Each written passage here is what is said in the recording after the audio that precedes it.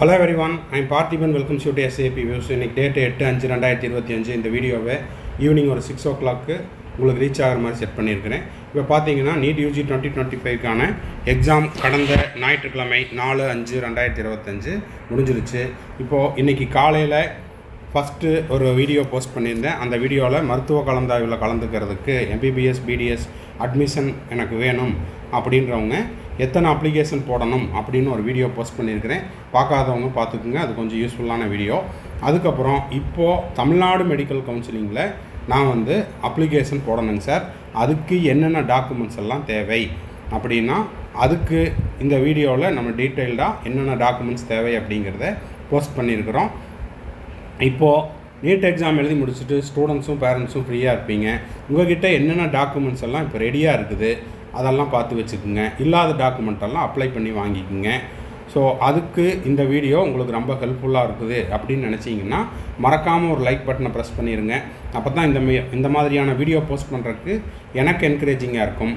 அதே போல் SAP Views YouTube சேனலுக்கு இப்போ தான் ஃபஸ்ட் டைம் வந்திருக்கிறீங்கன்னா மறக்காமல் சப்ஸ்கிரைப் பண்ணிவிட்டு பெல் ஐக்கானை கிளிக் பண்ணி வச்சுட்டு பார்த்தீங்கன்னா நம்ம போடுற எல்லா வீடியோஸும் 2025னுடைய கவுன்சிலிங் ப்ராசஸ் முடிஞ்சு MBBS அட்மிஷன் முடிச்சு உங்களுக்கான செக்யூரிட்டி டெபாசிட் ரீஃபண்ட் ஆகிற மார்ச் மாதம் 2026 வரைக்கும் நம்ம போடுற எல்லா வீடியோஸும் உங்களுக்கு நோட்டிஃபிகேஷனாக வந்துடும். மேற்கொண்டு உங்களுக்கு கவுன்சிலிங் ரிலவெண்ட்டாக பெய்டு சர்வீஸ் தேவைப்படுது, 1-to-1 கவுன்சிலிங் கைடன்ஸ் தேவைப்படுது, 1 or 2 டவுட்ஸ் இருக்குது அப்படின்னா ஸ்க்ரீனில் தெரிகிற என்னோடய நம்பருக்கு நீங்கள் காண்டாக்ட் பண்ணி உங்களுக்கான டவுட்ஸை த்ரூ பெய்டு சர்வீஸில் கிளாரிஃபை பண்ணிக்கலாம். இப்போது தமிழ்நாடு மெடிக்கல் கவுன்சிலிங்கில் கலந்துக்கிறதுக்கு நம்ம என்னென்ன டாக்குமெண்ட்ஸ் எல்லாம் ப்ரிப்பேர்டாக வச்சுருக்கணும் அப்படிங்கிறத இந்த வீடியோவில் நம்ம பார்க்க போகிறோம். வாங்க. இது 2024 மெடிக்கல் கவுன்சிலிங்கில் தமிழ்நாடு மெடிக்கல் கவுன்சிலிங் ரிலீஸ் பண்ண நோட்டிஃபிகேஷனில் கொடுத்துருக்கிற டாக்குமெண்ட்ஸ். ஓகேங்களா? யூஜி மெடிக்கல் அண்ட் டென்டல் அட்மிஷனுக்கு தேவையான required documents required for MBBS and BDS admission. Okay, இப்போ பார்த்தீங்கன்னா 1 by 1 சொல்லிட்டு வரேன். ஃபஸ்ட்டு ஒன், இதை நீங்கள் ஸ்க்ரீன்ஷாட் கூட எடுத்து வச்சுக்கலாம். நீட் யூஜி 2024க்கு பதிலாக 2025ன்னு வச்சுக்கோங்க. NEET UG admit card and score card. Admit கார்டுங்கிறது கடந்த 4ஆம் தேதி நீங்கள் எழுதின நீட் எக்ஸாமுக்கான ஹால் டிக்கெட்.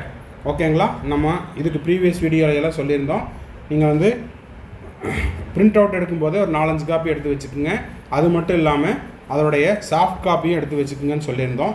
ஸோ இன்னமும் ஃப்யூச்சரில் உங்களுக்கு நிறைய அட்மிட் கார்டு பிரிண்ட் அவுட் எடுக்கிற மாதிரி இருக்கும். சாஃப்ட் காப்பி எப்பவும் ரெடியாக இருக்கட்டும். ஸ்கோர் கார்டு அப்படிங்கிறது ரிசல்ட் வந்த பிறகு NTNனுடைய அஃபீஷியல் வெப்சைட்டில் இருக்கும். அதையும் அதே மாதிரி சாஃப்ட் காப்பி எடுத்து வச்சுட்டு ஒரு 5 காப்பியாவது பிரிண்ட் அவுட் எடுத்து வச்சுக்கோங்க. அப்போ first one NEET admit card and score card.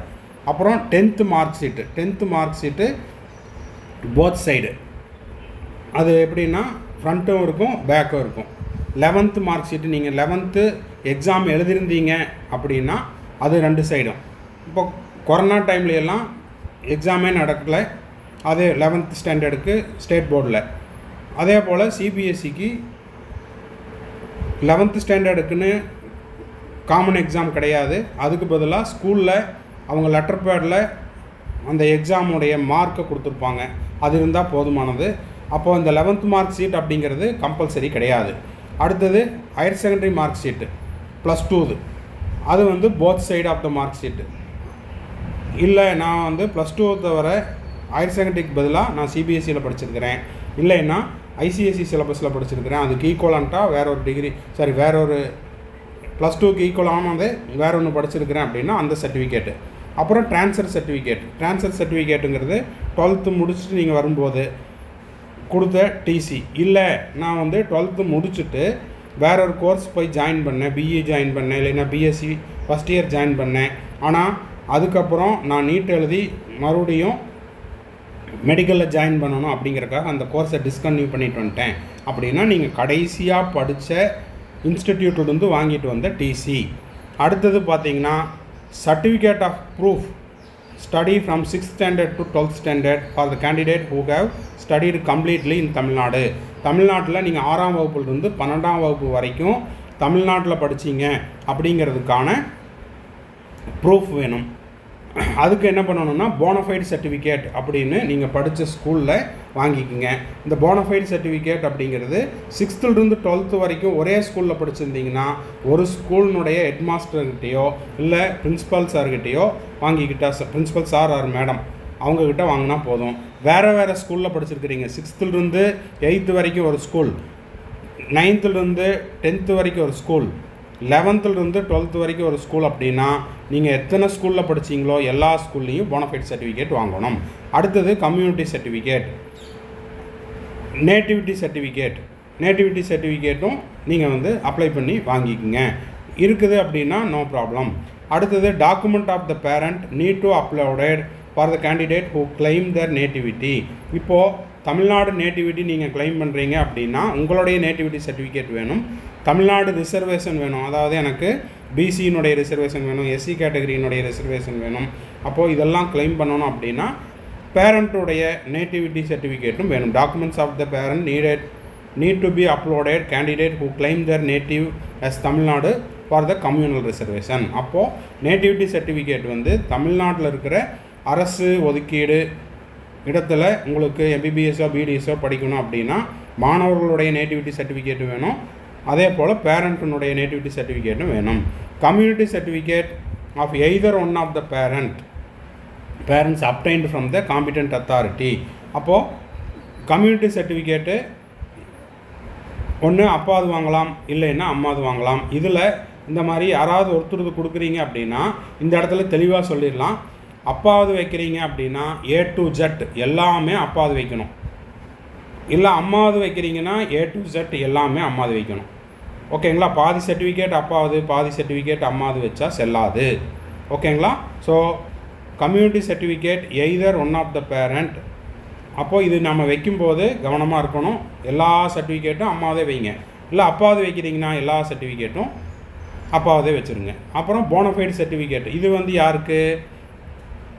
Bona fide certificate of the chief educational officer mandatory. அதாவது அரசு பள்ளியில் படித்து 7.5% ரிசர்வேஷன் கீழே நீங்கள் சீட் எடுக்கிறீங்க அப்படின்னா சீஃப் எஜுகேஷனல் ஆஃபீஸர்கிட்ட நீங்கள் போனஃபைடு சர்டிஃபிகேட் வாங்கியிருக்கணும்.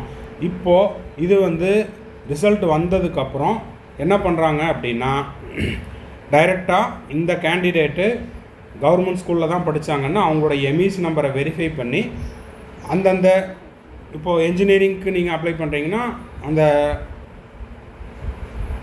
என்ஜினியரிங் கவுன்சிலிங்க்கு அவங்களே சென்ட் பண்ணிடுறாங்க. மெடிக்கல் கவுன்சிலிங்க்கும் அதே மாதிரி அவங்களே சென்ட் பண்ணிடுறாங்க. நீங்கள் எங்கெங்கெல்லாம் அப்ளை பண்ணுறீங்களோ உங்களோட எம்இசி நம்பரை வச்சு நீங்கள் அரசு பள்ளியில் தான் படித்தீங்க அப்படிங்கிறத அவங்க வெரிஃபை பண்ணிக்கிறாங்க. ஓகேங்களா? இருந்தாலும் உங்கள் பள்ளியினுடைய தலைமை ஆசிரியர்கிட்ட நீங்கள் டிஸ்கஸ் பண்ணிக்கலாம்.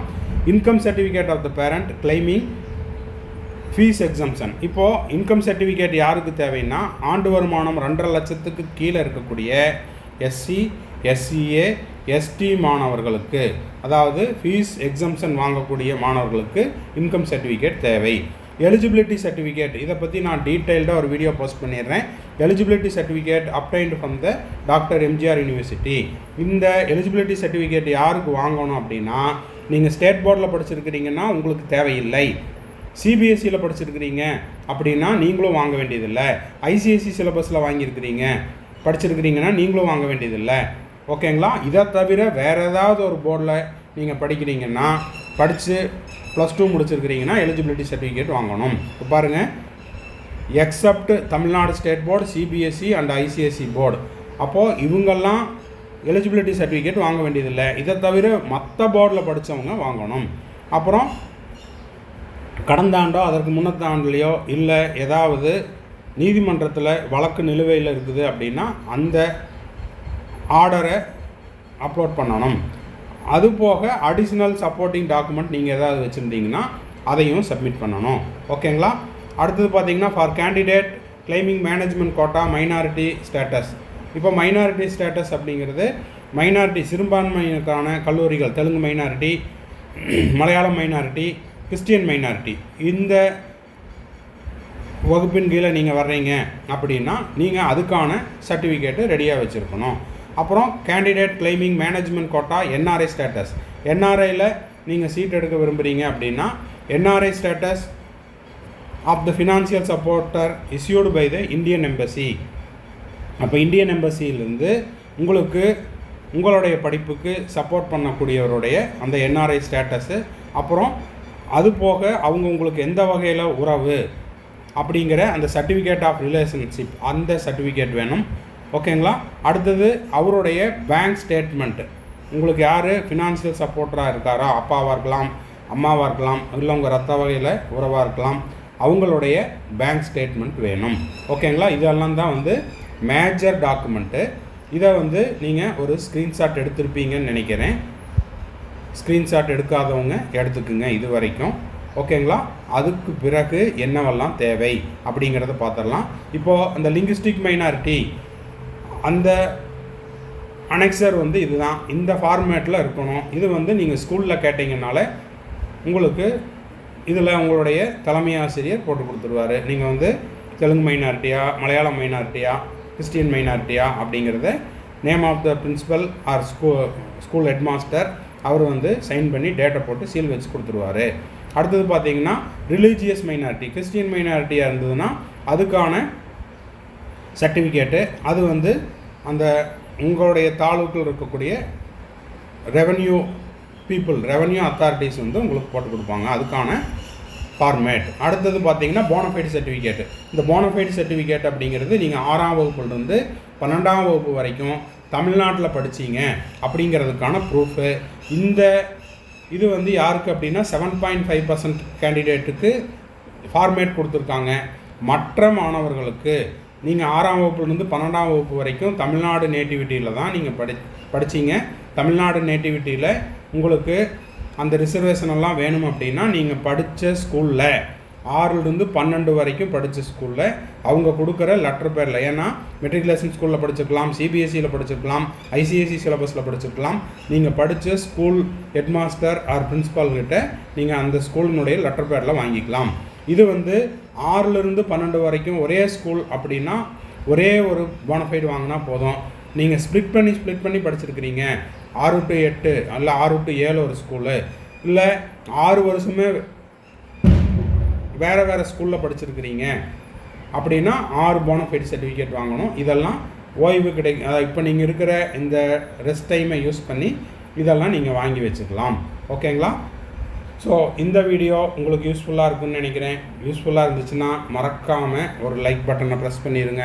அப்போ தான் அடுத்தடுத்து இந்த மாதிரியான வீடியோ போஸ்ட் பண்ணுறதுக்கு எனக்கு என்கரேஜிங்காக இருக்கும். எஸ்ஏபி வியூஸ் யூடியூப் சேனலுக்கு இப்போ தான் ஃபஸ்ட் டைம் வந்துருக்கிறீங்க அப்படின்னா மறக்காமல் சப்ஸ்கிரைப் பண்ணிவிட்டு பெல் ஐக்கானையும் கிளிக் பண்ணி வச்சுக்குங்க.